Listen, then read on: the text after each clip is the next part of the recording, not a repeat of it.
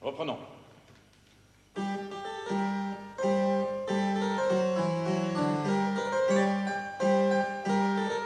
Non! Non.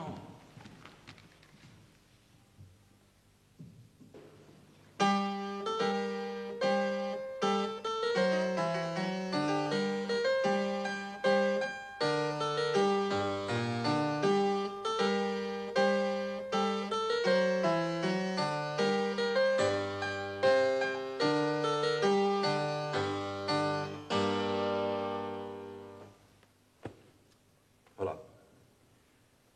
Cette musique est belle parce qu'elle est digne. Elle est digne pourquoi? Parce qu'elle est simple. Inutile d'y ajouter des plumes, des dorures et des dentelles comme font les petits maîtres à la cour de Versailles sur leurs habits extravagants. Vous êtes allé souvent à Versailles, monsieur Van Gluck? Vous allez bien des fois à Paris. Personne n'aurait l'idée d'aller à Paris sans voir Versailles. Avez-vous vu le roi de France? Je l'ai aperçu pendant qu'il dînait. C'est permis à tout le monde. Est-il aussi beau qu'on le prétend? C'est un homme de 60 ans, encore assez bien de sa personne. Quoique... Votre Altesse me pardonne, mais ce n'est pas du tout le sujet de notre leçon. Pour l'instant, je vous disais que... Qu'est-ce que je vous disais, s'il vous plaît? Je crois que vous parliez de dignité et de beauté. C'est pourquoi je vous ai posé cette question sur le roi de France, qui est très beau et très digne, paraît-il. Mais nous parlions de musique, non du roi de France, ni du roi de Prusse. En vérité, Votre Altesse met trop peu d'application à l'étude. Que ne prend-elle exemple sur sa mère, notre vénérée impératrice, qui travaille à gouverner l'Autriche avec tant de patience, tant de sagesse, et qui s'est gardée au plus haut de sa gloire, tant de dignité, oui, et de simplicité. Voyez l'ardeur au travail de l'empereur, votre frère, sa curiosité pour les sciences, pour les arts, et son goût aussi pour les pauvres gens qui vivent sur ces États.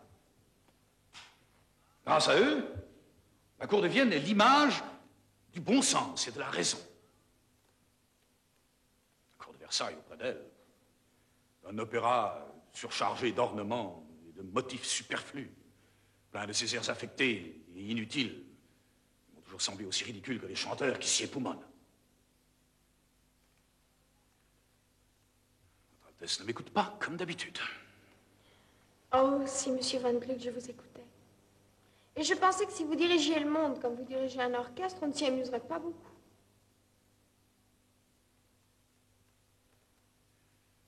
Je crois qu'il vaut mieux laisser là notre leçon. Demain, nous tâcherons d'étudier un morceau plus amusant.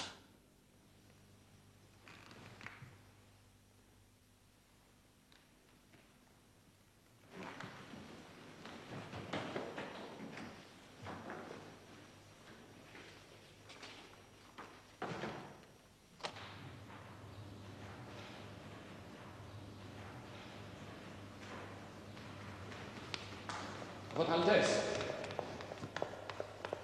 Leur Majesté vous demande auprès d'elle. Maintenant? À l'instant, Votre Altesse.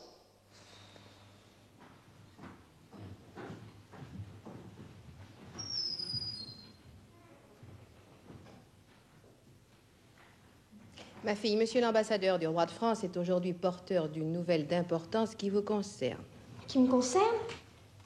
Monsieur de Durfort, voulez-vous répéter devant l'archiduchesse ce que vous nous avez annoncé à l'instant? Assurément, Votre Majesté. Soucieux de renforcer l'amitié qui pousse l'un vers l'autre nos deux pays, le roi Louis XV souhaite unir plus étroitement la maison de France et la maison d'Autriche. Il serait agréable au roi qu'un mariage entre Votre Altesse et Monseigneur le Dauphin scelle cette union. Cette offre tout à fait inattendue nous prend de court. Je l'ai déjà dit à monsieur de Durfort. À présent, il nous faut un délai de réflexion. Oh. En une matière aussi grave, le temps ne compte pas. Le roi attend la réponse de Votre Majesté sans impatience. Cependant, puis-je annoncer que l'accueil fait à notre requête est au premier abord favorable. Au premier abord, il n'est pas défavorable, monsieur l'ambassadeur. Monsieur de Starenberg va vous raccompagner. Dites au roi que notre réponse définitive viendra sans trop tarder.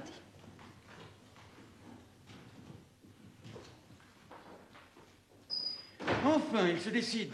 J'attendais cette visite depuis 8 années. Il y a 8 ans, vous pensiez déjà à me marier? Ma sœur, ces affaires-là méritent qu'on y pense de très bonne heure. Kaunitz et Choiseul ont bien travaillé. Quand vous serez à Versailles, montrez beaucoup d'égards au duc de Choiseul. C'est un grand ami de l'Autriche. Si vous devenez un jour reine de France, c'est surtout à lui que vous le devrez. Vous acceptez donc que j'épouse le dauphin? Je n'ai pas peiné pendant 8 ans sur ce mariage pour le repousser quand il se fait. Pourquoi ne l'avoir pas dit aussitôt à monsieur de Durfort? Parce qu'on ne donne pas aussitôt une réponse qu'on attend depuis des années, petite fille. Ce serait aller contre toutes les règles de la diplomatie. Et les Français aiment qu'on soigne la forme. Davantage encore que le fond. Ce dauphin, comment est-il? Louis-Auguste est le petit-fils du roi.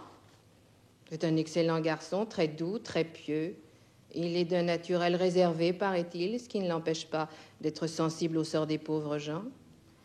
Il lui arrive de travailler de ses mains à des ouvrages de construction. C'est la marque d'un esprit qui vit avec son temps. Lorsqu'il régnera, on n'aura pas à craindre de lui les excès de faste du feu roi Louis XIV, qui ont creusé un tel fossé entre le peuple de France et les souverains qui le gouvernent. Mais comment est-il? Est-il beau? Est-il laid? Ressemble-t-il à son grand-père? Quelle importance? C'est que j'aimerais autant qu'il soit beau. Ma fille, l'union d'un bel homme et d'une jolie femme n'a rien à voir avec un bon mariage. Un mariage réussi, c'est une femme soumise en tout point à un honnête homme qui est devenu son époux.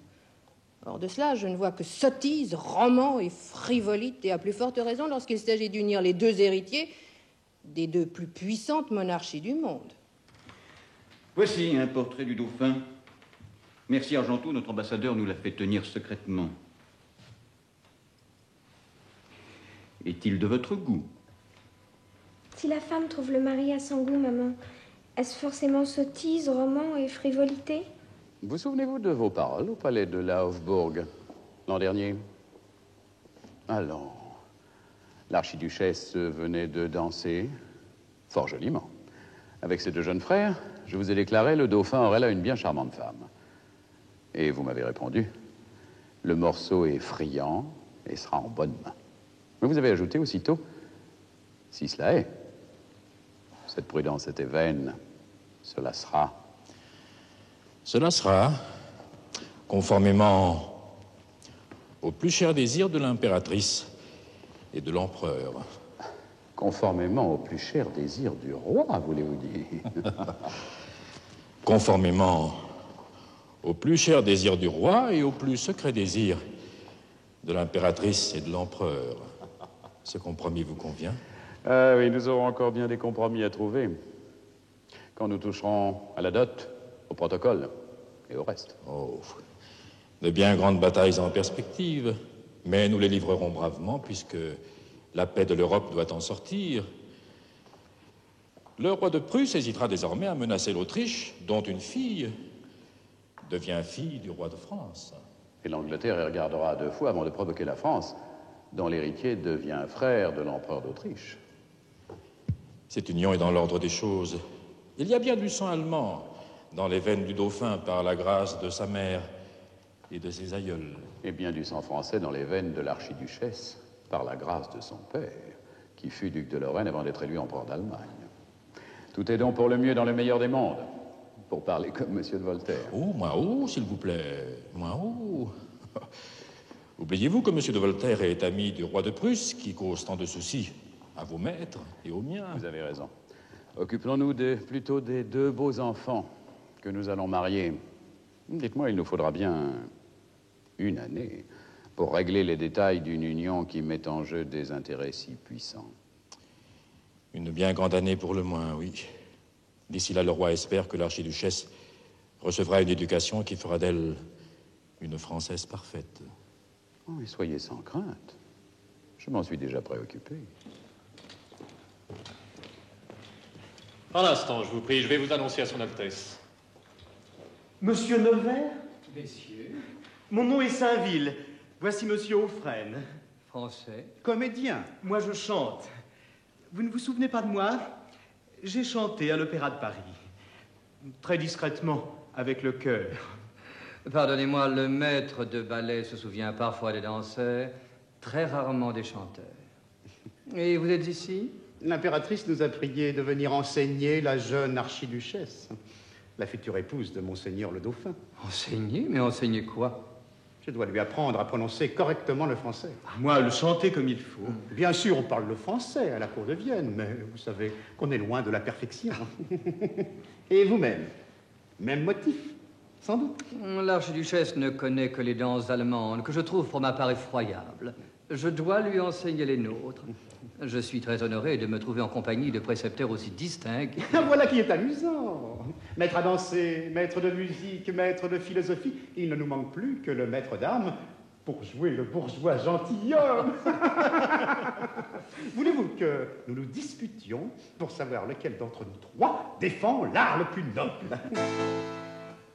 Monstre affreux, monstre redoutable, ah, que le sort me serait favorable s'il ne m'exposerait qu'à vos coups.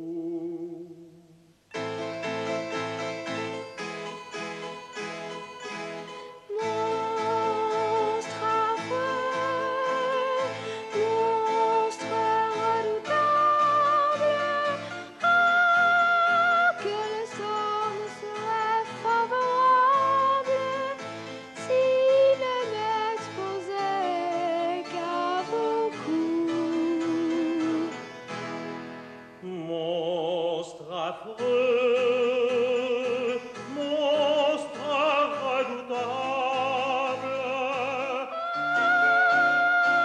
L'amour est encore plus terrible que vous.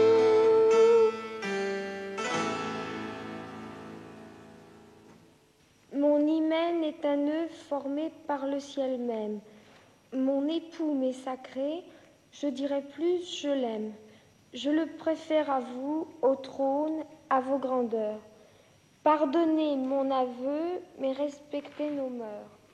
Ne pensez pas non plus que je mette ma gloire à remporter sur vous cette illustre victoire. Illustre victoire. Insistez bien, je vous prie. Illustre. Idamé par la Gengis-Khan, ne l'oubliez pas. Elle l'a aimé, c'est vrai, mais il n'y a entre eux aucune familiarité, bien au contraire. Comprenez-vous? Bah, pas très bien. L'amour sans familiarité. Mais votre Altesse, c'est toute la tragédie française, ça.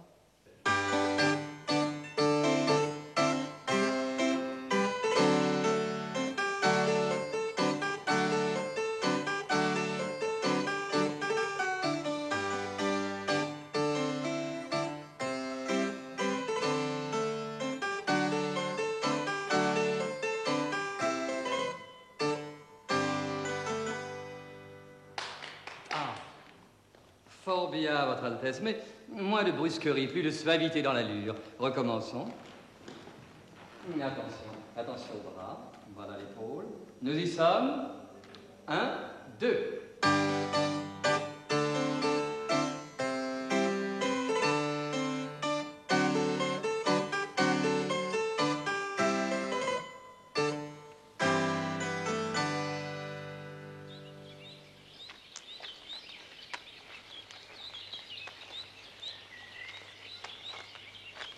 Vous êtes une bonne enfant, Antonia. Je déplore ce goût des jeux et des plaisirs qui vous tient. Votre esprit ne peut se fixer sur aucun objet sérieux. Il vous est presque impossible d'étudier tant vous êtes distraite. Ce n'est pas ma faute, maman. Je voudrais bien faire. Et j'y arrive quelquefois. J'ai fait de grands progrès pour chanter et pour danser. Mais bien peu pour lire et pour écrire. Vous êtes très vive, c'est une qualité chez une petite fille. Presque un défaut chez une femme et un grave inconvénient chez une princesse. Contenez-vous un peu. Ne laissez pas éclater à chaque instant votre joie ou votre dépit. Apprenez la patience et la constance. J'essaierai. Il le faut. Souvenez-vous des conseils que vous donnait l'empereur votre père avant sa mort. Efforcez-vous toujours de connaître le bien du mal en toutes circonstances de votre vie, même la plus ordinaire. Défiez-vous des plaisirs trop faciles, des liens d'affection trop vite noués. Éprouvez longuement les gens qui vous entourent avant d'en faire vos amis. Je n'aurais pas trop d'une vie entière pour penser à tout cela. Je suis mal satisfaite des précepteurs qu'on vous a donnés. Les deux comédiens, surtout. Ils sont si amusants. Précisément. On vous fait lire les écrits de Voltaire, c'est Antéchrist. On vous fait chanter je ne sais quoi. À Versailles, le duc de Choiseul a poussé les hauts cris quand il a su que votre éducation était confiée à des gens aussi peu recommandables. En accord avec lui, notre ambassadeur vous envoie de Paris un excellent maître, l'abbé de Vermont. Il est docteur en Sorbonne et sera votre confesseur. Il m'apprendra à lire la messe et à chanter les vêpres, sans doute. Ma fille, je vous en prie. Eh bien. Les ordres de votre majesté sont exécutés. De quels ordres parlait-il? Une punition que j'avais ordonnée contre certaines femmes. J'ai vu 2 femmes attachées à un poteau à la porte de Vienne la semaine passée. Ce sont des femmes de cette sorte que vous avez fait punir? Des femmes de mauvaise vie. J'ai ordonné qu'elles soient fouettées en place publique. Je veux que l'ordre et les bonnes mœurs règnent dans mes États.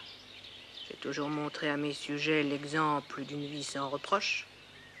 Je veux que cet exemple leur profite, bon gré, mal gré. Faites de même toute votre vie.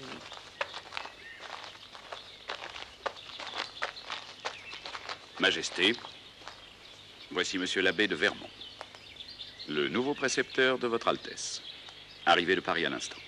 C'est un immense honneur pour moi.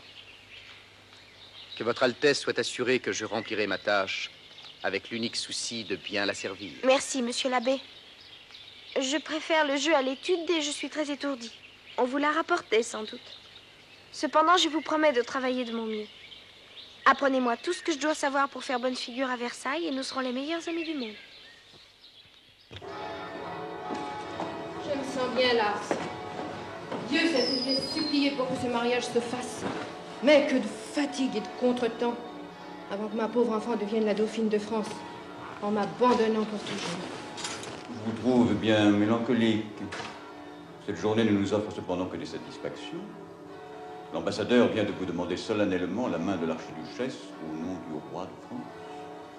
Louis XV a accepté presque toutes nos exigences et la dot qu'il offre à Antonia dépasse ce que nous espérions.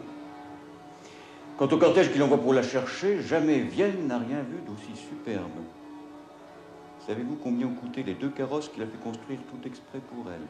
Je sais que ni les finances du roi de France, ni les nôtres ne sont si brillantes qu'elles nous permettent de jeter l'or par les fenêtres pour marier 2 enfants.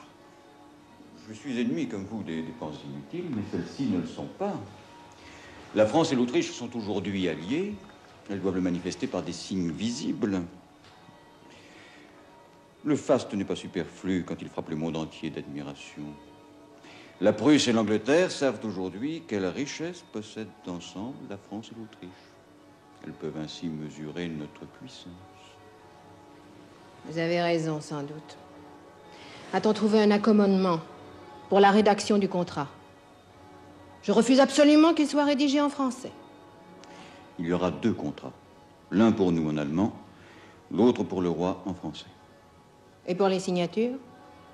Puisqu'il y aura 2 contrats, nous signerons les premiers sur le nôtre et le roi signera avant nous sur le sien.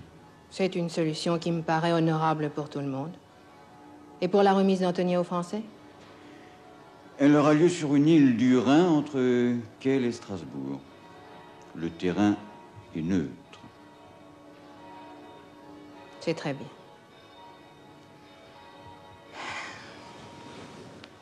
Mon Dieu. Savez-vous quel jour j'attends pour me sentir tout à fait soulagée? Celui où l'on m'apportera la première lettre d'Antonia écrite à Versailles.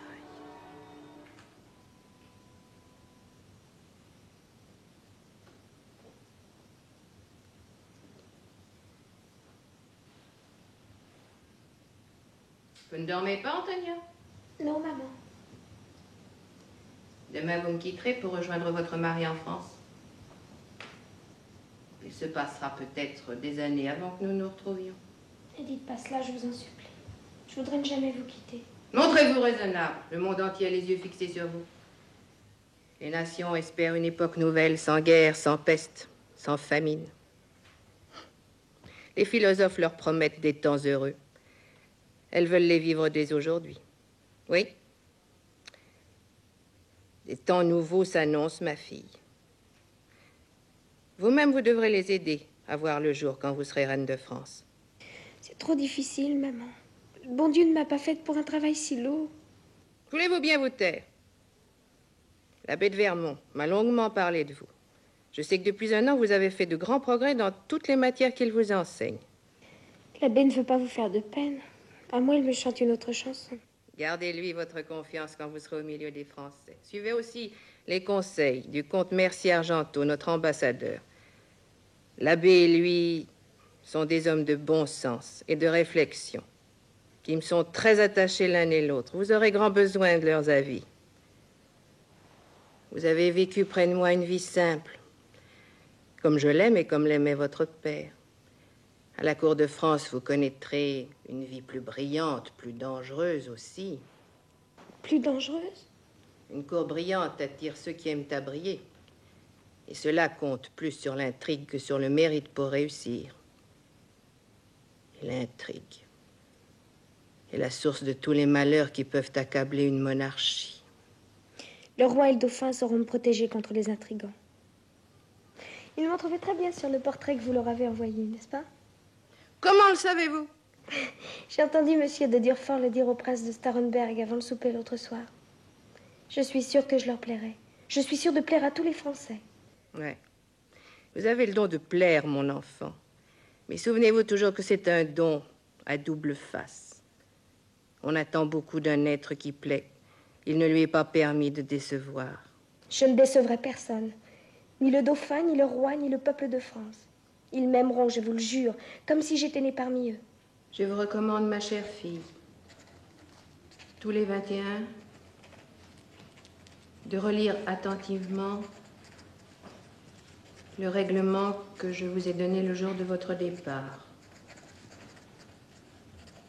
Je vous en prie, soyez-moi fidèle sur ce point. Vous remettrez au roi de ma part la lettre que je joins à celle-ci et lui parlerai de moi le plus souvent possible. N'oubliez pas une mère qui, quoique éloignée, sera toujours occupée de vous jusqu'à son dernier soupir.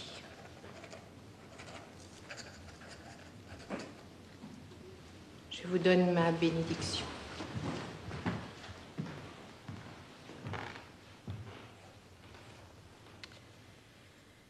Elle a fait étape à l'abbaye de Cheterne cette nuit.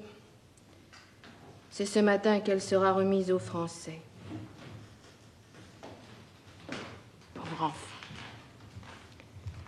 Je vois d'ici son désarroi. Que votre majesté ne craigne rien pour notre bien-aimée princesse. Monsieur de Starhemberg sera auprès d'elle pendant toute la cérémonie. Le pavillon où elle aura lieu a été construit sur une île du Rhin que traverse la chaussée de Strasbourg. Et ceci est le côté autrichien et ceci le côté français. Notre princesse se préparera dans cette antichambre. Sa suite l'accompagnera jusqu'à la salle de remise que traverse la frontière entre France et Empire. Puis elle restera seule avec le prince de Starhemberg. Alors entreront l'ambassadeur extraordinaire du roi, le gentilhomme d'honneur et la dame d'honneur. La comtesse de Noailles. Je lui ai recommandé de faire bonne figure aux Noailles et de se fier à leurs avis. Ils me sont très dévoués. J'espère qu'elle m'obéira. Dès lors, elle sera en France. Et véritable française quand elle mettra le pied hors du pavillon vers Strasbourg, où l'accueilleront la foule de ses nouveaux sujets, les magistrats et tous les gens d'église, avec à leur tête l'archevêque, le vieux cardinal de Rohan.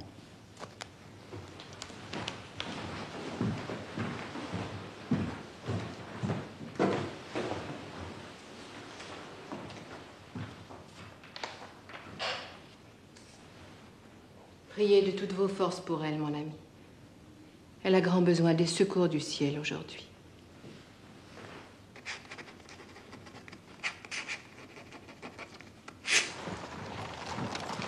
J'admire beaucoup Votre Altesse, qui ne montre aucune fatigue après une grande semaine de voyage. La France est un si beau pays. Et le peuple semble si heureux de m'accueillir. Puis tous ces bals, ces cavalcades, ces feux d'artifice. Je m'amuse beaucoup, je vous assure. Évidemment, je dois aussi écouter des discours. Mais dans l'existence d'une princesse, il y a forcément de l'ennui auprès du plaisir, n'est-ce pas? L'essentiel est de ne pas laisser le premier gâter le second. C'est aujourd'hui que je verrai le roi et monseigneur le dauphin. Ils nous attendent à Compiègne, avec mesdames, les filles du roi, qui sont d'excellentes princesses. On me l'a dit. On m'a dit aussi qu'elle ne s'était jamais mariée et que l'une d'entre elles venait même d'entrer au couvent. Pourquoi? Elles ont préféré rester auprès du roi, leur père, pour lui garder toute leur affection. Oh, c'est bien. Mais tout de même, le roi de France qui a 4 filles et qui n'en marie aucune. Vous devez bien le connaître, le roi. Nous avons fait partie, toutes les trois, de la maison de la feu reine Marie, fille du roi Stanislas de Pologne. Mais le roi, mon grand-père, comment est-il? Est-ce vrai qu'il soit le plus beau gentilhomme du royaume? Je sais qu'on l'appelle Louis le bien-aimé. Ça doit être un homme très bon aussi. D'ailleurs, si ses filles préfèrent rester avec lui que se marier. Un homme très beau et très bon, c'est le meilleur roi qu'on puisse imaginer au monde. Comme dans les contes de fées. Le roi Frédéric de Prusse, par exemple. Il est très laid et très méchant. Et il cause beaucoup de soucis à ma mère et à mon frère. Tandis que mon grand-père de France, il l'adore tous les deux. Le peuple doit l'aimer énormément, lui aussi, n'est-ce pas? Je crois que nous approchons de Compiègne. Mon Dieu, madame, j'ai peur de paraître devant eux. Et s'ils allaient me trouver laide et stupide? Que Votre Altesse garde sa dignité. Elle ne doit jamais oublier qu'elle n'est plus une enfant, mais la dauphine de France.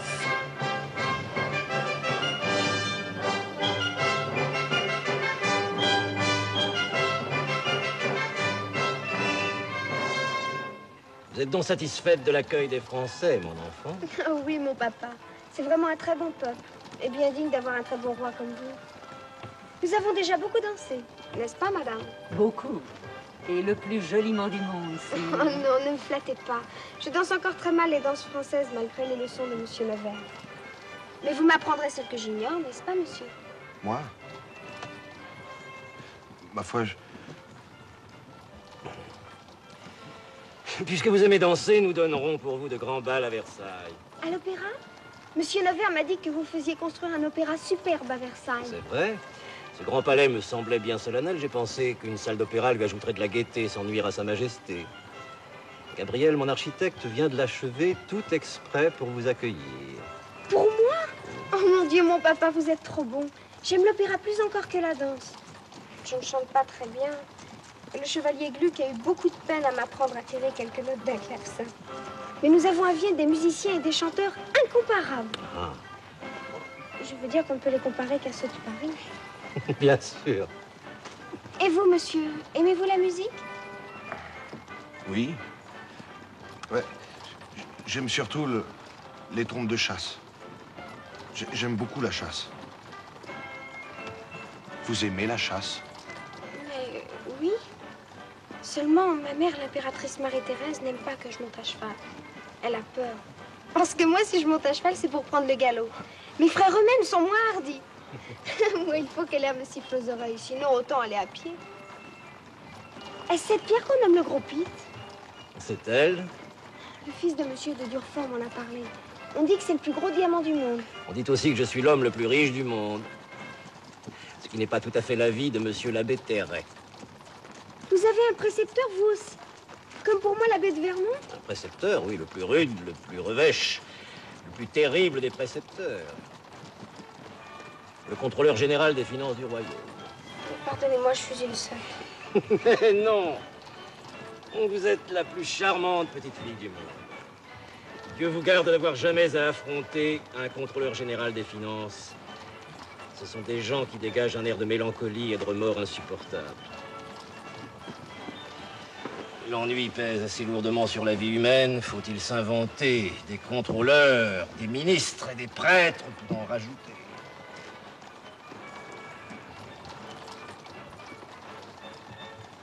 Vous êtes jeune et vive, mon enfant, vous aimez danser, entendre l'opéra, et le vent vous siffler aux oreilles quand votre cheval prend le galop. Voilà déjà de bonnes armes pour repousser l'ennui. Ne les déposez jamais.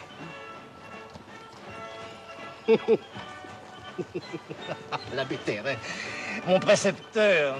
Non, non, non, non, je n'en veux pas. Il serait capable de m'apprendre à calculer. L'abbé Terray.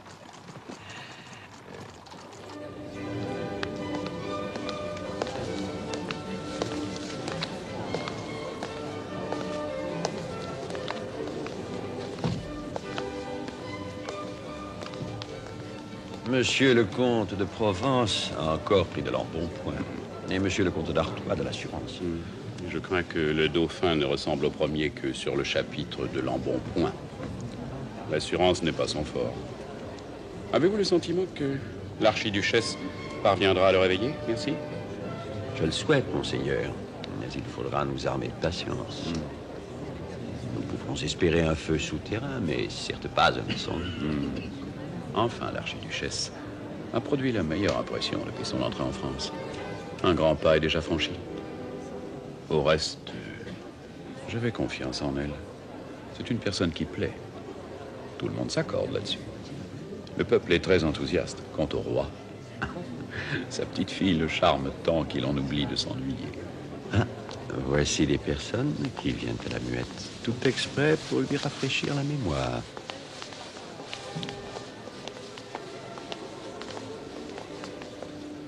Quelle pitié de voir les filles du roi devenues à ce point sèches et gourmées. Madame Adélaïde était cependant une femme superbe. Je préférais Madame Louise, mais elle est entrée au courant. La nature aime l'équilibre. La chasteté des filles compense les frasques du père. Ces frasques, il s'est bien assagi depuis l'avènement de Mademoiselle Bécu, si tant est qu'on puisse parler de sagesse, en voyant le roi de France entre les mains d'une fille des rues. Enfin, du moment qu'elle se tient à sa place. Et qu'elle n'est pas défavorable aux intérêts de l'Autriche. Mais que diriez-vous, monseigneur, si le roi l'invitait ici, ce soir même, au château de la Muette, pour souper à la même table que la dauphine? Vous plaisantez? On lui en prête l'intention. Allons donc, c'est un vieux libertin, soit. Mais il lui reste cependant assez de dignité. Monsieur de Mercier, Argenteau. Je sais que vous écrivez souvent à ma mère. Dites-lui bien que la France est le plus beau pays du monde. Et pourtant, je n'ai pas encore vu Versailles. Mais ce sera fait demain et bien fait puisque je m'y marierai. Le roi semble satisfait de moi, n'est-ce pas, monsieur de Starenberg?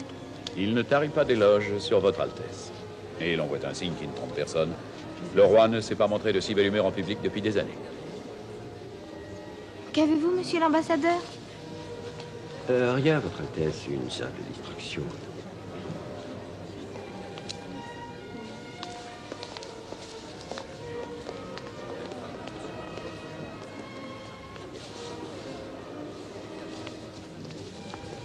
Mon Dieu, je n'ai jamais vu une femme aussi belle. Qui est-elle? La comtesse du Barry, votre Altesse. A-t-elle une fonction à la cour? Oui, votre Altesse. Et laquelle? Elle est chargée de plaire au roi et de l'amuser. Alors je serai sa rivale. Certainement. Et je ne doute pas de la victoire de votre Altesse. Venez. Si je l'emporte sur cette dame, vous n'oublierez pas de l'écrire à ma mère, je vous prie.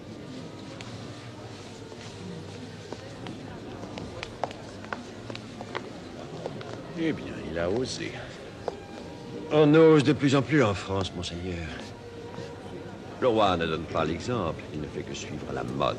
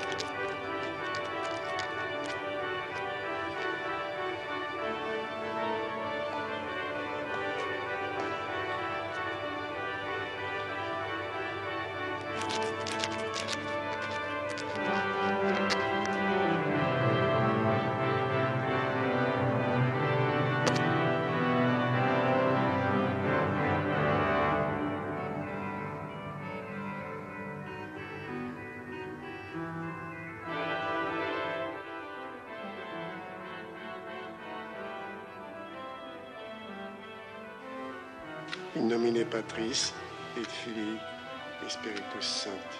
Amen.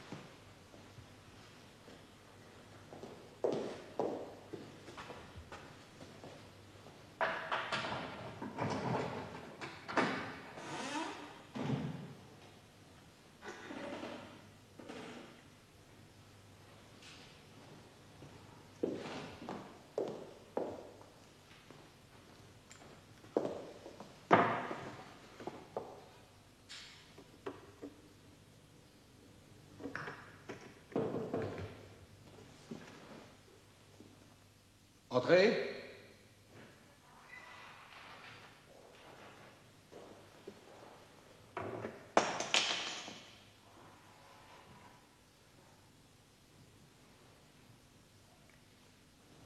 C'est vous, madame? C'est moi. Je voulais vous demander si la chasse avait été bonne.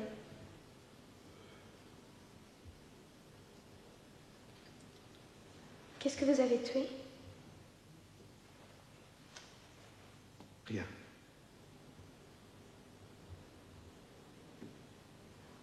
C'est bien dommage.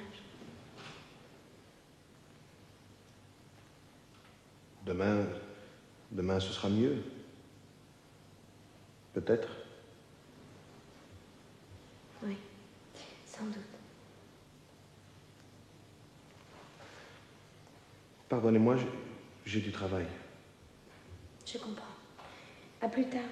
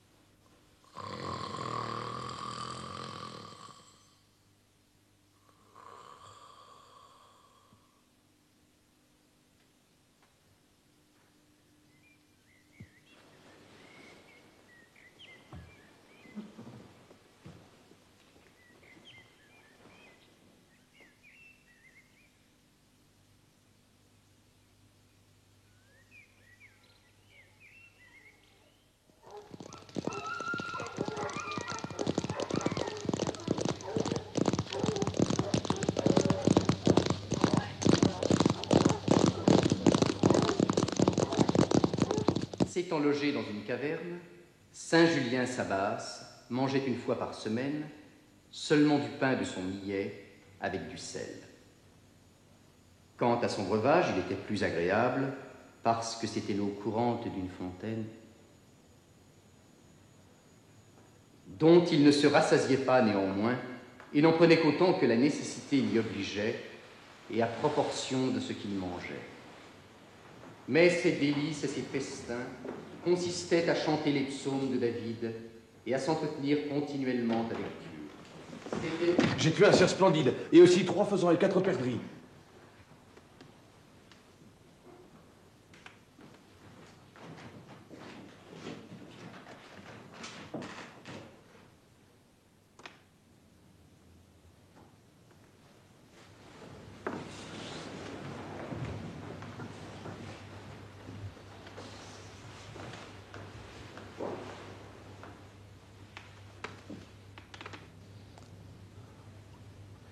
Et vous, madame? Avez-vous bien dormi? Le mieux du monde, monsieur. Dans ce cas, tout est bien.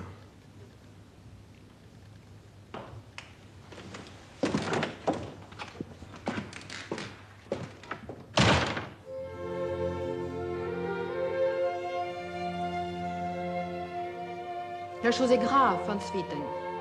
Très grave. Voici plus d'1 an que ma fille a épousé le dauphin de France. Or, le dauphin persiste à montrer pour sa femme une froideur extraordinaire.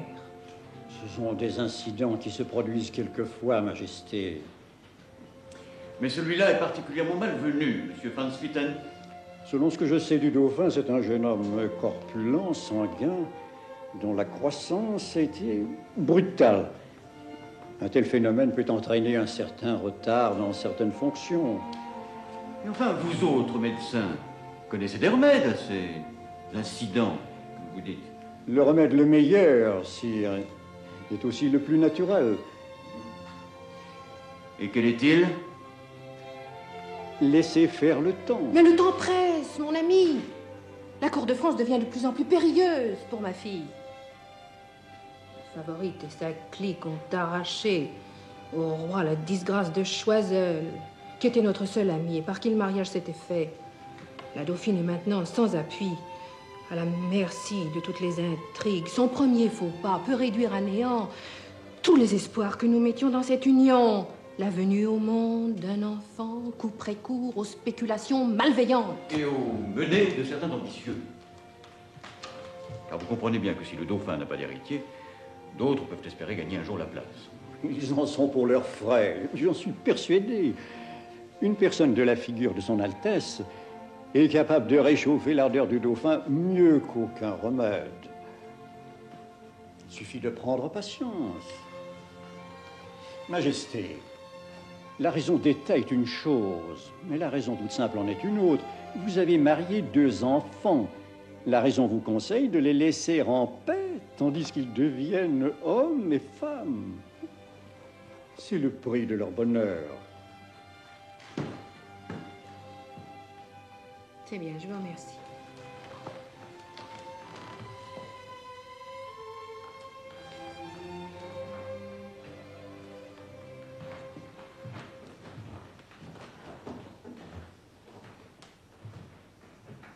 Leur bonheur. Ouais, bien entendu, nous voulons leur bonheur. Mais il faut tout de même sortir de cette situation ridicule. Ou bien le dauphin est une bête, ou bien... Je vais écrire au roi. Tout cela m'ennuie, la sonne à périr. L'impératrice se fait du souci pour sa fille. Et il est vrai que la dauphine est une enfant délicieuse. Et que mon petit-fils se conduit avec elle d'une façon tout à fait énigmatique. Mais ce garçon a toujours été une énigme, pour moi le premier. Et puis, je vous le demande, en quoi cela me regarde-t-il? Marie-Thérèse espère-t-elle que je vais prendre la chose en main personnellement? Vous, quelle est votre opinion? Monseigneur le dauphin est d'un naturel très réservé, sire. Pour le moins, je crois que nous n'avons pas échangé 100 mots depuis qu'il s'est parlé. Il est donc très difficile de s'entretenir avec lui d'un sujet si particulier, des objurgations trop brutales risquent de l'effaroucher, en provoquant un effet inverse à celui escompté. Mais si l'on laisse agir la nature, cette sorte de tempérament peut se dévoiler brusquement, avec éclat même. J'ai présentement à l'esprit le cas de ce magistrat qui est resté de glace jusqu'à l'âge de 30 ans avant de faire coup sur coup 11 enfants à sa femme et un nombre indéterminé à celle de ses confrères. En vérité, parfaitement sûr. Ah, à Paris? Non, sire, à Toulon. Ah. Si la froideur de Louis-Auguste persiste jusqu'à 30 ans révolus, je vais subir encore les plaintes de Marie-Thérèse pendant 13 années. Je n'y résisterai pas, la sœur. Il faut trouver quelque chose pour réveiller le dauphin d'ici là. Bonjour, madame. Votre Majesté a-t-elle bien dormi? Bon, comme à l'accoutumée, mon sommeil est une longue insomnie, coupée d'assoupissement.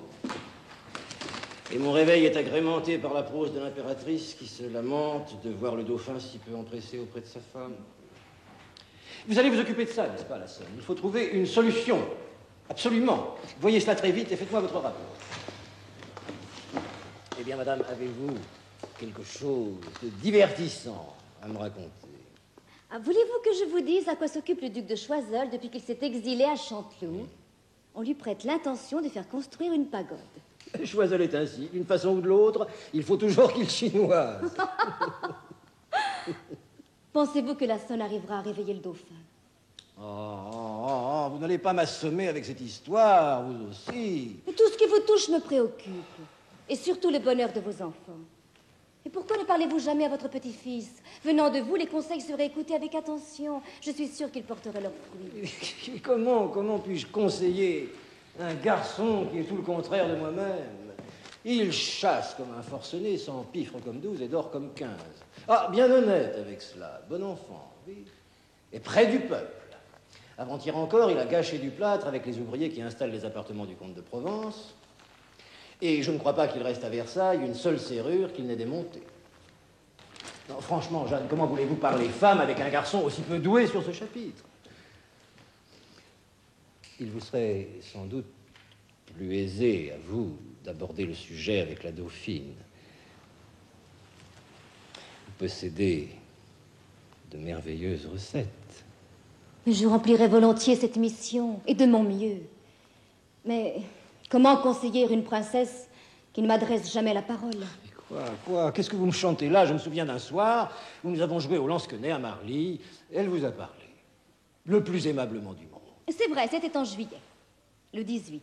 J'ai noté la date. Eh bien? Eh bien, on aura sans doute trouvé qu'elle s'était montrée trop bonne avec moi ce soir-là. On l'aura réprimandée en lui démontrant l'indignité de ma personne. Et on a réussi. Depuis le 18 juillet, elle ne m'a plus adressé un mot, ni même jeté un regard. Ah, bien entendu, si vous trouvez équitable que je sois traitée de cette façon par Madame la Dauphine, on pourra se vanter d'avoir réussi un joli coup. Mais qui? Allons, Louis. Avez-vous besoin de poser la question? Oui, c'est un malheur, ma nièce. Un grand malheur, et qui en laisse présager de plus grands, hélas. Notre sœur Louise n'est pas entrée au couvent pour une autre raison. Ses prières ne seront pas de trop pour obtenir de Dieu le pardon de notre Père. Mais les bonnes mœurs ne sont pas seules menacées, ce sont les intérêts même de l'État que compromet la présence de cette créature auprès du roi. Il fait ses 4 volontés en tout, et même dans les affaires les plus graves. Elle lui a ainsi arraché la disgrâce de Choiseul. Un grand honnête homme. Et un parfait ami de votre excellente mère. Je le sais. Un ministre congédié à la requête d'une fille des rues. Le roi a la faiblesse de ne rien tenir secret devant elle. Il lui rapporte les débats du conseil, il lui montre les dépêches qu'il reçoit. Par exemple, elle a eu connaissance de cette lettre. Vous savez, où l'impératrice, votre mère... Enfin, à propos des lenteurs de notre neveu. Comment? Eh oui, elle a même interrogé le médecin personnellement. Je ne peux pas le croire. Mais enfin, de quoi se mêle-t-elle? Mais de tout ce qui ne la regarde pas, ma nièce. Elle a eu connaissance également d'une lettre du prince de Rohan, qu'elle a fait nommer ambassadeur à Vienne. Cet évêque tout parfumé qui m'a fait un serment d'opéra quand je suis arrivée à Strasbourg? Il est à l'académie. Dans cette lettre qu'il écrit au roi depuis Vienne et dont la créature a eu connaissance, il tourne votre vénérée mère en dérision. La comtesse du Barry s'en est beaucoup divertie, paraît-il. Elle a deux grands sujets d'amusement à présent. Votre mère et vous-même. Je voudrais la traîner jusqu'à Vienne. Là-bas, ma mère fait enchaîner les femmes de son espèce aux portes de la ville. Et on leur donne le feu en public. Oh, comme c'est cruel. Nous autres Français, nous témoignons beaucoup plus d'indulgence pour le péché. Et vous avez grand tort. Oh, quelle joie j'aurais à tenir cette fille et à la fouetter moi-même. À la cour de France, nous disposons de châtiments plus raffinés que le fouet. Vous en avez un à votre disposition. Lequel, dites-moi? L'étiquette, tout simplement. L'étiquette interdit à cette créature de vous adresser la parole si vous refusez de lui parler. Mais je refuse déjà. Eh bien, continuez. Elle sera folle de rage. Avec un peu de chance, même. Elle en crèvera, ma chère. Vous connaissez la force du dévouement de mon fils à vos intérêts, comtesse. Mais vous connaissez aussi son caractère sensible et prompt au désespoir. S'il n'obtient pas ce régiment, il se livrera aux pires extrémités, j'en suis convaincu. Je ne lui survivrai pas. Mais si. Mais non, à mon âge. Allons donc, vous nous enterrerez tous. Monsieur, je crois me connaître mieux que vous, tout de même. Je parlerai au roi pour votre fille, Beaurepaire. Oh, chère comtesse, ma reconnaissance. Allons, relevez-vous. Les Anglais font aussi courir les chiens, je crois. C'est vrai, des lévriers, en lâchant un lapin devant eux. Quelle barbarie. Les hommes qui par jeu font courir les bêtes mériteraient qu'un jour elles se révoltent et les fassent courir à leur tour. C'est un peu ce qu'imagine Swift, madame, dans son Gulliver. Swift, est-ce un Anglais? Un Irlandais, je crois. C'est une variété d'anglais qui fait et pense tout le contraire des autres. Vois-tu, Mops, ceux qui font tout le contraire des autres me plaisent. J'aimerais bien voir un jour une course où les bêtes feraient courir les hommes. Et les femmes aussi, bien sûr. Aïe, aïe, aïe, aïe, aïe. Messieurs, l'orage se déchaîne. Souhaitons que le roi ait bien fermé ses fenêtres. Elle y va? Elle y court. Oh, j'espère qu'elle n'oubliera pas de lui parler de ce régiment pour mon fils. Mon Dieu, il faut que je le lui rappelle. Non, je ne bougerai pas si j'étais vous, Beaurepaire. Mais pourquoi? Quand le ciel tonne, le voisinage des grands arbres peut être mortel. Devant tout le monde, les deux frères du dauphin étaient là. Et la princesse de Lamballe. Et la comtesse de Noailles. Pas un mot, pas un regard. Au contraire, elle s'est détournée en affectant de parler à qui? À son chien. Oui, vous m'avez bien entendu, à son chien. Cette horrible petite bête au museau enfoncé qu'on lui a envoyé d'Autriche. Elle affecte de lui parler plutôt que de m'adresser un seul mot. Elle est encore très jeune, c'est de l'espièglerie, rien de plus. De l'espièglerie? Mais enfin, monsieur, c'est de moi que vous vous amusez, d'accord, avec elle. Mais non. Où prenez-vous cette idée? Bon, alors faites quelque chose. Je ne supporterai pas plus longtemps les insolences de cette Péronnelle. Vous vous oubliez, je pense. Vous parlez de Madame la Dauphine, qui est ma petite-fille. Eh bien, gardez donc, madame, votre petite fille. Moi, je m'en vais. Jeanne! Jeanne, je vous en prie. Tu veux donc m'assassiner? Sa Majesté m'a chargé de ce message pour vous, madame. Ou bien vous faites bonne figure aux personnes reçues à la cour, et surtout à celles à qui le roi marque une estime particulière, et vous montrez ainsi que vous êtes bien sa fille, aimante et respectueuse de sa volonté, comme vous le lui répétez en particulier. Ou bien vous méprisez ouvertement ces personnes, et alors vous vous déclarez l'ennemi du roi, votre père, avec toutes les suites que cela comporte. C'est à vous de choisir. Tous les manquements à l'étiquette sont graves, car ils éloignent de votre Altesse ceux qui l'ont accueilli à Versailles avec le plus de faveur. Et aujourd'hui... Aujourd'hui, madame, et à la seconde même, je vais commettre un manquement à l'étiquette qui risque fort de vous déplaire, et bien davantage que les précédents. Votre Altesse. L'usage autrichien vous semble bien grossier, n'est-ce pas? Bien commun. Nous avons cependant à la cour de ma mère un usage que je place fort au-dessus de toutes les subtilités ridicules de votre étiquette. Celui de dire aux gens bien en face ce qu'on a dans l'esprit. Je vous déclare donc très simplement que vous m'ennuyez, madame. Oh! Je ris à tout propos et je me moque des gens. Et je parle trop aux uns, je ne parle pas assez aux autres. Vous voyez de qui il s'agit, n'est-ce pas? Eh bien, je ne lui parlerai jamais, malgré tous les sermons du roi et de Madame Étiquette. Madame Étiquette? Mais comment, vous ne la connaissez pas? C'est Madame de Noailles, bien sûr. Madame Étiquette, c'est drôle. Qu'en pensez-vous, l'abbé? Son Altesse a l'esprit le plus piquant de toute la cour. Et aussi le caractère le plus obstiné de toute l'Europe. Il faut cependant qu'elle parle à la du Barry, si c'est la volonté du roi. La volonté n'y fera rien, monsieur l'ambassadeur. Elle ne lui parlera pas. Il le faut. L'Autriche ne peut pas risquer une affaire avec la France pour une pareille sottise. Cette femme a déjà obtenu le départ de Choiseul. Inutile de la dresser davantage contre nous. Une seule personne peut obtenir la capitulation de la Dauphine. Sa mère. Cette petite folle a donc juré de me brouiller avec le roi. Elle a bien choisi son moment. Écrivez, Pichelet. Madame, ma chère fille, on me confirme ce que chacun dit. Que vous n'agissez qu'à l'instigation de mesdames, filles du roi. Je les estime. Mais vous ne devez voir ni connaître la du Barry d'un autre œil que d'être une dame admise à la cour et à la société du roi. Vous êtes la première sujette de celui-ci. Vous lui devez obéissance et soumission. Bien. Puisque ma mère l'ordonne, je lui parlerai. Mais trouvez un arrangement, monsieur l'ambassadeur. Que ma dignité ne souffre de rien, sinon... La chose paraît fort simple. Que votre Altesse accepte de paraître au cercle le même soir que la comtesse du Barry. Je lirai conversation avec cette femme à la fin de la partie. Votre Altesse viendra vers nous en parlant à chaque dame présente et en arrivant devant Madame du Barry. Et quand elle est arrivée devant moi, au moment où elle allait me parler, votre fille Adélaïde l'a saisie par le bras en criant « Il est temps de partir !» Nous irons entendre le roi chez ma sœur Victoire. Et elles ont quitté le cercle. Enfin, qui commande à Versailles? La Dauphine, mesdames, ou le roi? J'exige une solution, monsieur l'ambassadeur. Une solution définitive et rapide. Sire, je puis assurer votre majesté... Que vous avez tout fait pour en arriver là. Eh bien, à voir le résultat, je n'ai pas lieu de vous complimenter. L'impératrice doit imposer une bonne fois son autorité à sa fille. Beaucoup, parmi les gens de mon conseil, jugent que j'accorde à l'Autriche une faveur excessive. Et sans bénéfice. Or, nous sommes parfaitement au fait de vos projets. De nos projets, si. Il existe au centre de l'Europe un gâteau considérable, qu'on nomme la Pologne. Nous savons que 3 fines fourchettes sont attablées autour de ce gâteau, avec la ferme intention d'en venir à bout. La Russie, la Prusse et l'Autriche. Rien ne nous oblige à considérer ce festin d'un œil indifférent, monsieur l'ambassadeur.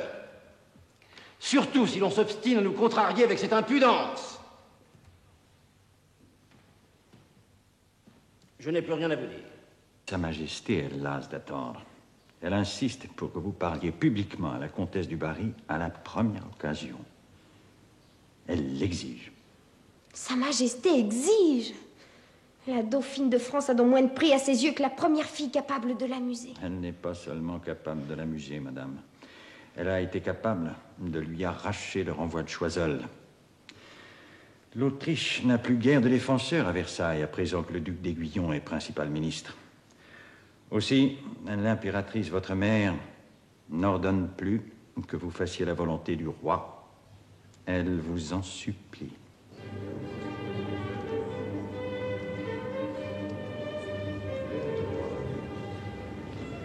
Comme c'est charmant, ces vœux de jour de l'an présentés par les dames à la Dauphine. Tout à fait charmant. Ça l'était encore plus quand on n'invitait pas n'importe qui à la cour. Oh oui, car aujourd'hui, oh là là. Vous attendez quelqu'un, monsieur de Mercier-Argenteau? Me plaît-il? Pour regarder cette porte avec un air? Vous attendez-vous à voir paraître Barberousse ressuscité? L'autre Frédéric suffit à troubler mon sommeil, madame. Celui de Prusse, j'entends.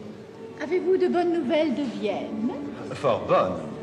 Sa Majesté l'impératrice est en parfaite santé. Et l'empereur a réussi à renouveler entièrement le ministère sans exiler personne. En voilà un grand exploit. Choiseul apprendra sans doute la nouvelle avec mélancolie. Quand on parle de l'agneau, la loupe montre l'oreille.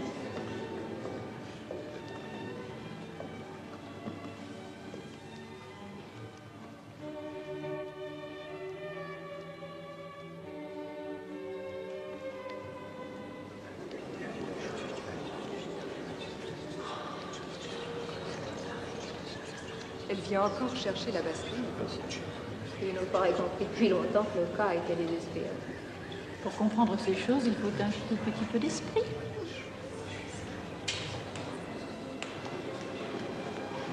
Pourquoi vous voit-on si rarement au cercle, madame? Je serais toute heureuse si vous y veniez plus souvent.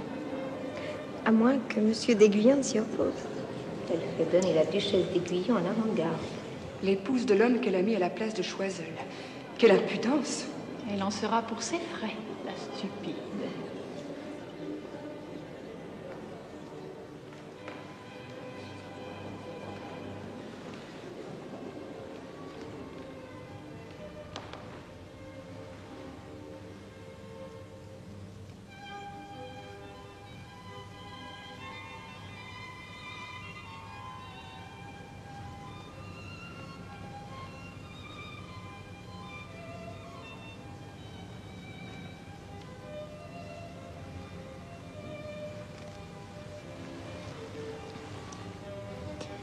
Il y a bien du monde aujourd'hui à Versailles.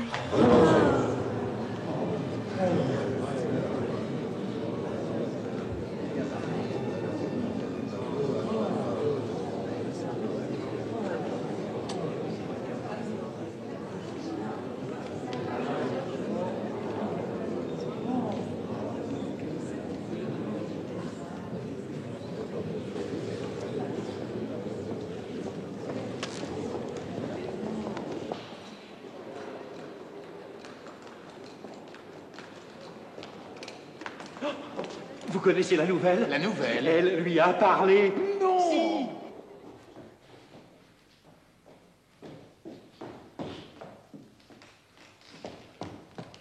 Elle lui a parlé, sire. Vrai? Elle lui a dit, il y a beaucoup de monde aujourd'hui à Versailles. Et la comtesse est devenue rose de contentement. Et le rose lui va si bien. Alléluia. Elle lui a parlé, mon fils. Enfin.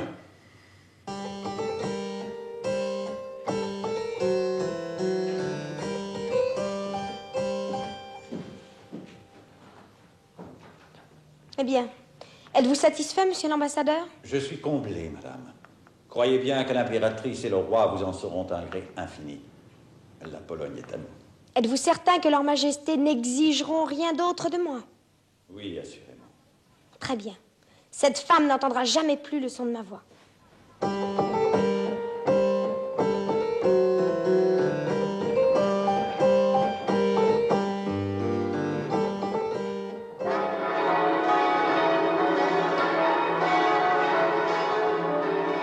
Madame, ma très chère mère, j'ai eu mardi dernier une fête que je n'oublierai de ma vie.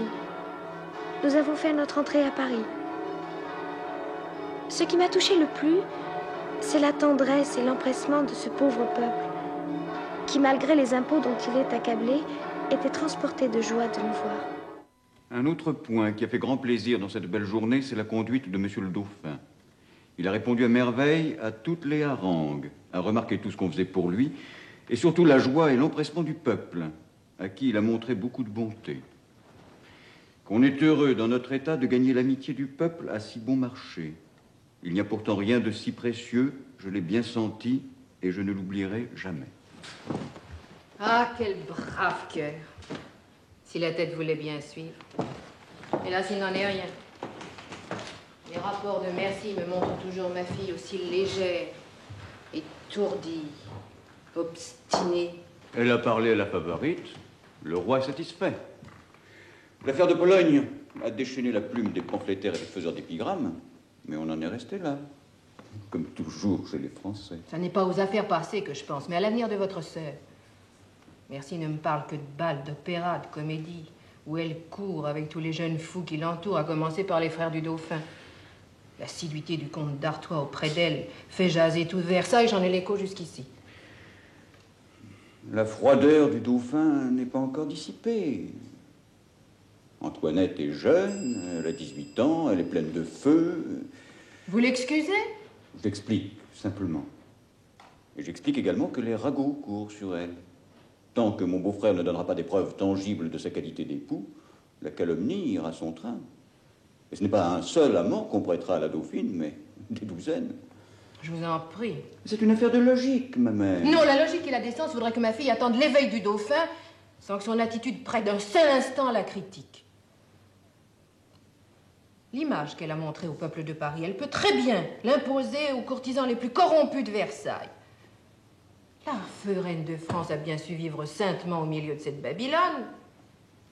Je doute que l'exemple de Marie Lesinska séduise Antoinette. Alors lequel faut-il lui donner? Le meilleur était le vôtre, ma mère. Et vous êtes loin d'elle à présent, hélas. Et malgré tout son dévouement, Merci n'a pas votre autorité. Vous ne me convaincrez pas qu'il n'y a rien à faire. Le chevalier Gluck part dans quelques jours pour Versailles. Je lui ordonnerai de parler fermement à votre sœur en mon nom. Il est vrai qu'en votre nom, il a presque réussi à lui apprendre la musique. Je la sauverai malgré elle. Je le veux. Il le faut.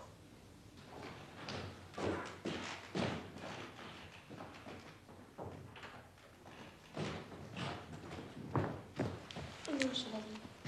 Permettez à votre plus mauvais élève de vous montrer toute sa joie de vous voir enfin à Versailles. Madame, Votre Altesse. Votre Altesse a-t-elle travaillé comme il faut depuis nos dernières leçons? Comme il faut, c'est à vous d'en juger, monsieur le professeur.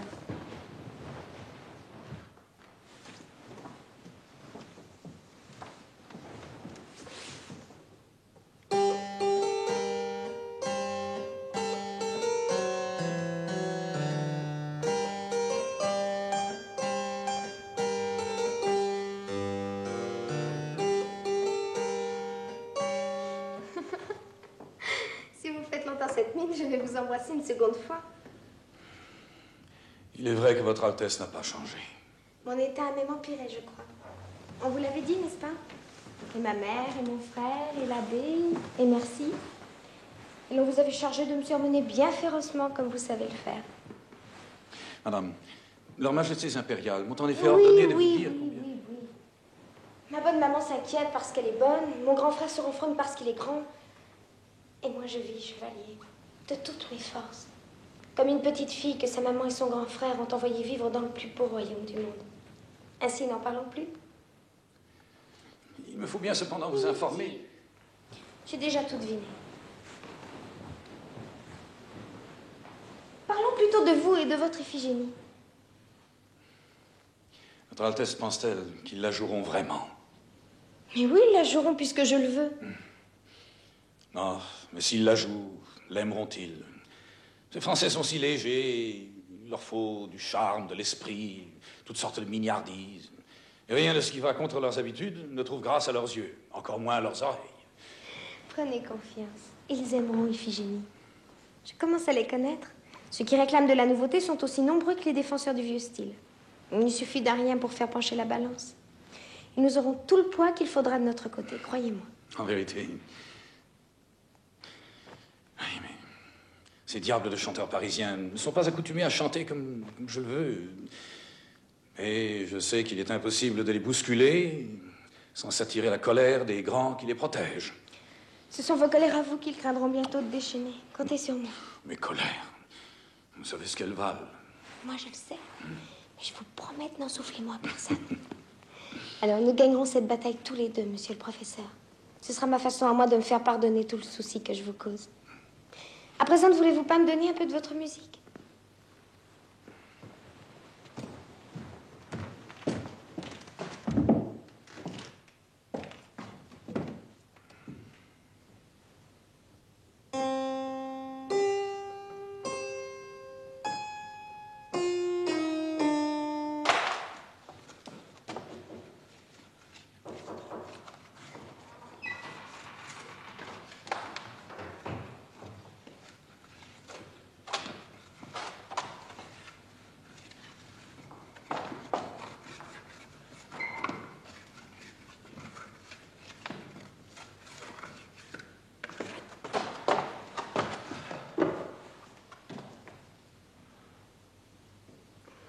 Bonjour, monsieur.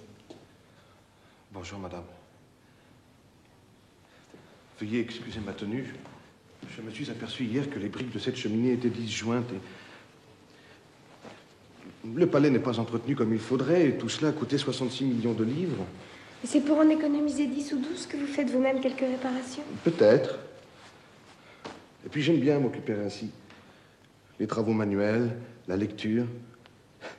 La vie de moine me conviendrait parfaitement, vous voyez. Il me faudrait seulement un couvent où la chasse serait permise par la règle. Qu'avez-vous? Rien. Comme vous voilà fardé. Vous avez gâté votre chemise.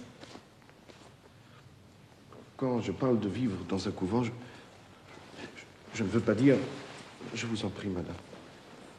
Ce sont des paroles en l'air, n'est-ce pas? Si je ne vous avais jamais connu, j'aurais eu l'envie de me faire moine. Peut-être. Mais vous connaissant, j'ai pour vous une profonde affection. Elle grandit chaque jour. Vous me faites plus de bien qu'il ne vous est possible de l'imaginer. Et moi, je suis un gros garçon pâteau qu'on vous a fait épouser par raison d'état, qui vous revient chaque jour couvert de sueur ou de mortier. Vous m'avez emmené entendre l'Alceste de M. von Gluck. Je m'y suis endormi. Mais vous avez applaudi très fort à la fin. Pour vous obéir, parce que vous l'aviez demandé. Et tous nos amis l'ont fait comme moi. Et l'Alceste a triomphé grâce à vous. Et le chevalier est fou de bonheur, il a regagné tous ses sermons. Voilà. Tout le monde veut vous plaire. Vous demandez le succès et il vient. Et personne n'ose plus vous faire le moindre reproche. C'est une chose que je n'ai jamais vue, je vous assure. Je vous aime plus que tout au monde. Et je vous promets... Je sais, Louis. Je sens moi aussi que je vous aime chaque jour davantage. Vous êtes la bonté, l'honnêteté, la franchise en personne. Et vous valez 1000 fois mieux que tous ceux qui nous approchent. Madame, je ne voudrais jamais vous quitter. Mais je ne peux m'attarder à tous vos pas. Je vous deviendrai vite odieux. Ne pourrions-nous simplement être ensemble un peu plus souvent? Sans doute. Que faut-il faire? Vous pourriez m'accompagner de temps à autre à la chasse. Vous monterez à cheval. Ainsi, vous pourrez galoper tout à votre aise. Voulez-vous venir demain? Vous ne voulez pas? Je veux bien, mais à une condition. Dites. Vous m'accompagnerez ce soir au bal de l'opéra. Vos frères seront de la fête. Ce soir? Mais si nous devons chasser demain... Eh bien, nous ne dormirons pas du tout. Allons, Louis. Puisque vous souhaitez que nous soyons ensemble un peu plus souvent, allons. C'est bien. Marchons.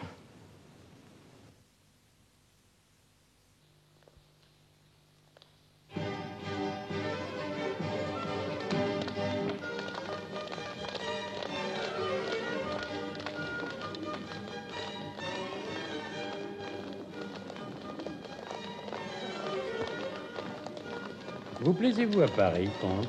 Oh, certes, oui, monsieur l'ambassadeur. Ni en Allemagne, ni en Italie, je n'ai trouvé de sujet de réflexion aussi intéressant. Et vous comptez poursuivre vos études en France, je suppose? Je le souhaite, car je devine qu'il y a beaucoup à apprendre dans ce pays pour un gentilhomme ami de l'étude comme je suis et curieux de tout connaître. La France est vraiment un pays étonnant. Mon père souhaite que je visite chaque pays d'Europe avant de retourner en Suède. Mais je compte bien revenir en France dès que je le pourrai. Mon père est propriétaire d'un régiment. Après tout, pourquoi ne me le donnerait-il pas à commander? Princesse, n'est-ce pas le gentilhomme suédois qui était à mon cercle la semaine passée? L'ambassadeur Kreutz? Non, le jeune homme qui est avec lui. Oh oui, c'est le fils du maréchal Fersen. Il n'est à Paris que depuis 10 semaines et déjà toutes les dames sont folles de lui. J'en ai entendu compter de belles sur ce monsieur, en effet. Et j'ai peine à y croire, je lui trouve un air si gardé. Venez, allons voir s'il est possible de réchauffer ce glacier nord. Mais madame... Allons. La seule loi du carnaval, c'est bien la fantaisie, n'est-ce pas? Venez donc.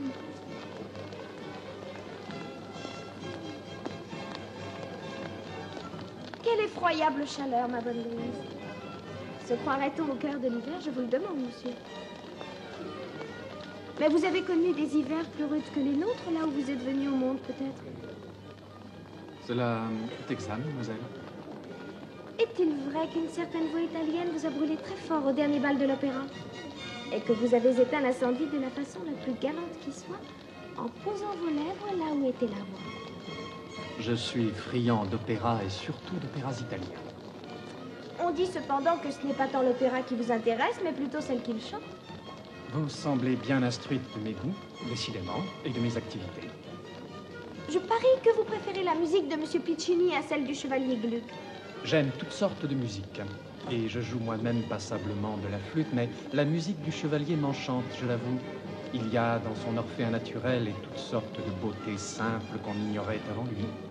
Vous en découvrirez de nouvelles dans l'Iphigénie qu'il donnera bientôt à Paris. Ah, vous connaissez le Chevalier? Il veut bien me parler quelquefois.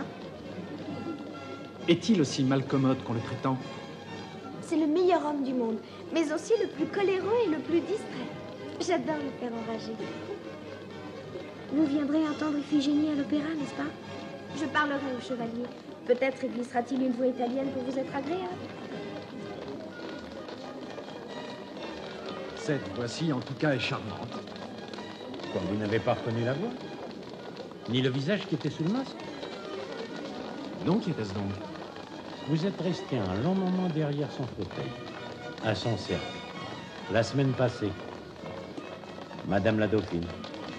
Oui, comte. Avancez votre voyage à Londres, je vous en prie. Songez à ma tranquillité.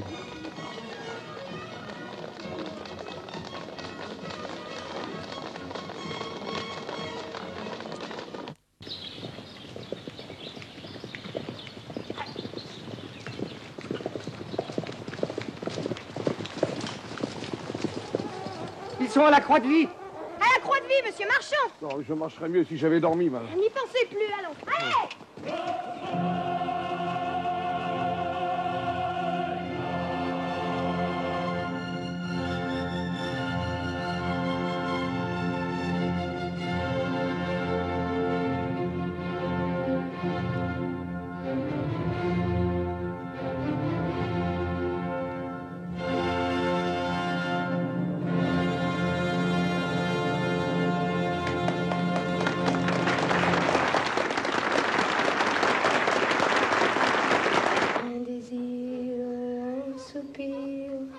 Oh, ma fille, peut aussi troubler un cœur où se peint la candeur, la sagesse brille.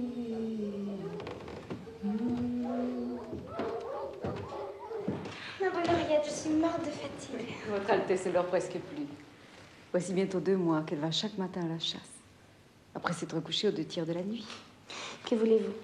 On me reprochait de n'être pas assez assidue auprès de mon époux. Il a bien fallu trouver la réplique. Aujourd'hui, le roi nous accompagne. Que votre Altesse se ménage un peu. C'est promis. On ne chassera pas aujourd'hui, votre Altesse. Et pourquoi? Le roi est souffrant. Est-ce grave? On l'ignore. Il a une forte fièvre et se plaint de la tête.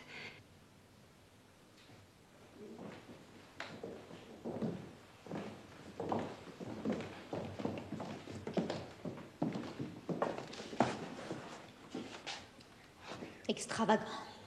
Nous sommes plantés là comme des laquais à la porte de notre père. Et pendant ce temps, la créature est à ses pieds. Preuve que la maladie n'est pas trop grave, maintenant. C'est à souhaiter. Sinon, le projet que j'avais en tête est à l'eau. Quel projet? Eh bien... Quelle nouvelle, monsieur Lassonne? Rien d'alarmant, madame. Une grande fatigue occasionnée par une fièvre tierce bénigne qui donne de violentes migraines à Sa Majesté. Nous avons saigné 2 fois et l'on constate déjà une amélioration. J'en étais persuadé, ce ne sera rien. Votre Altesse a raison, rien du tout.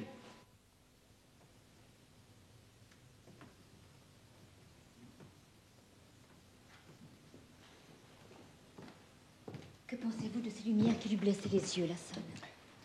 La fièvre a provoqué une très grande sensibilité de l'œil dont l'humeur et les nerfs sont irrités. Il n'y a rien là d'extraordinaire. Il suffit de laisser le malade dans une quasi-obscurité. Franchement, Lassonne, vous ne craignez pas... Rien, madame, rien du tout. Non, Sa Majesté a besoin d'un repos absolu. Laissons-la, s'il vous plaît.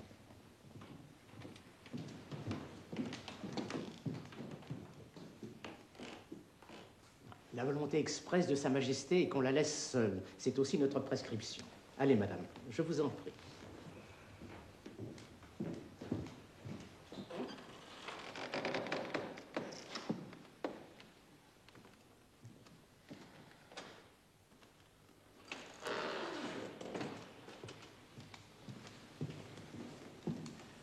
Enfin. Laissez une seule veilleuse assez loin du lit de Sa Majesté pour ne pas lui blesser les yeux. Emportez ce flambeau, mon ami.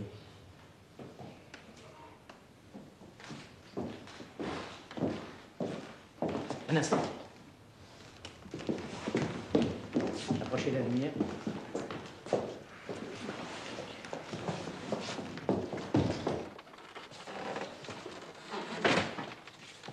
La maladie de Sa Majesté vient de se déclarer. C'est la petite vérole. Mon Dieu. Je supplie vos Altesses de s'éloigner sur le champ. La contagion peut être foudroyante. Je ne crains rien.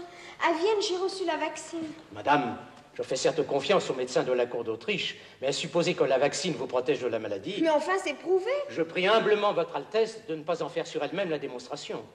Lassonne a raison, madame, venez. Oui, venez. Inutile de nous exposer sans raison. Venez, nous attendrons les nouvelles chez nous.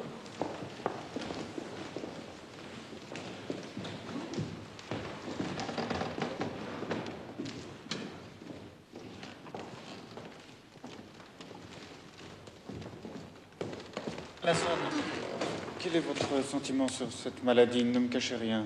Monseigneur, je crains que ce soit une petite vérole confluente, la plus dangereuse de toutes. Et dans combien de temps sera-t-on fixé? Si c'est vraiment le mal que nous redoutons, l'issue en doit être fatale 11 jours après qu'il se soit déclaré. 11 jours. Cela nous laisse beaucoup de temps pour prier. C'est certainement le plus grand secours que votre Altesse puisse apporter à Sa Majesté.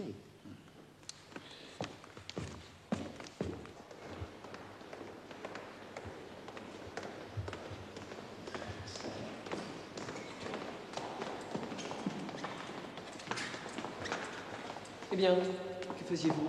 J'ai obtenu de Lassonne quelques précisions sur l'état du roi. En fait, les médecins gardent bon espoir. Dieu soit loué. En ce cas, mon projet n'est peut-être pas entièrement gâché. Mais quel projet, enfin, mon frère? Je pensais que nous pourrions donner tous ensemble une représentation du devin du village de Monsieur Rousseau. Mais c'est une merveilleuse idée. Quel rôle me donnerez-vous? Si le roi est malade, on ne peut pas jouer la comédie. Si la maladie n'est pas grave, nous pouvons au moins répéter. Non! Je trouve votre idée tout à fait inconvenante, mon frère. Je suis peiné que cela vous échappe, madame. Je crois, en effet, qu'il vaut mieux remettre ce jeu à plus tard. Bon, les médecins ont bon espoir, mais Lassonne estime qu'il faudra au moins 10 jours avant qu'on soit fixé. D'ici là, la prière sera mieux venue que le divertissement.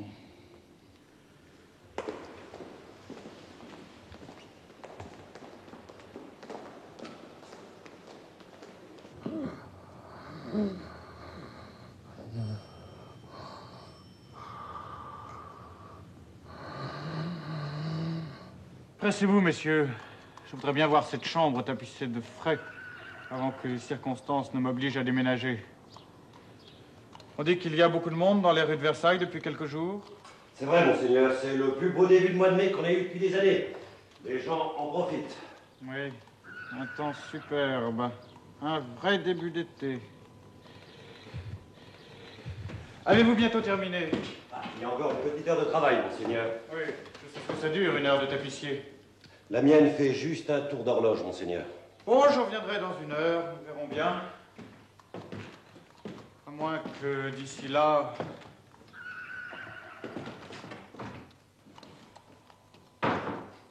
Qu'est-ce qu'il veut dire quand il parle de ces circonstances qui pourraient l'obliger à déménager?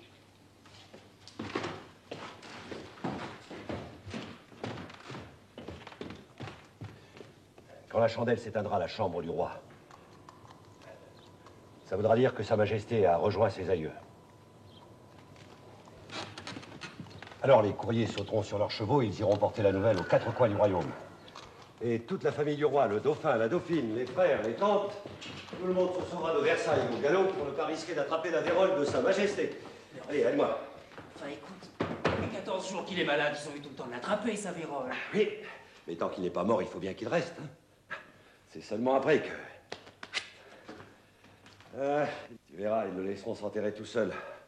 Rapport à la contagion. On dit qu'il est déjà tout noir. Il n'y a plus que ses filles qui osent encore rentrer dans sa chambre, tellement il pue. Et la Dubarry? À Rueil, chez le duc d'Aiguillon. La protectrice s'est mise sous la protection de son protégé. Comme ça, le roi a pu recevoir l'Eucharistie après avoir demandé pardon au peuple pour ses fautes.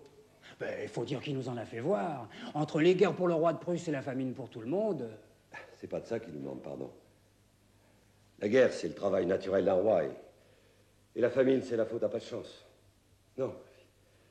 Il nous demande pardon pour la Pompadour, la Dubarry et toutes ces bonnes femmes du parc Auxerre. Mais qu'est-ce qu'il veut que ça nous fasse, ces histoires de femmes?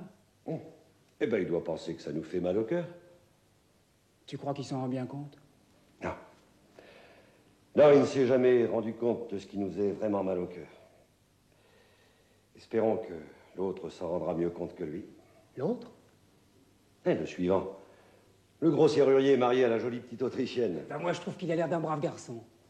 Sûrement. Mais il a ton âge et c'est un peu jeune pour faire un roi. Surtout que celui qui s'en va lui laisse un fichu héritage. Priez de toutes vos forces. Il ne faut pas qu'il meure.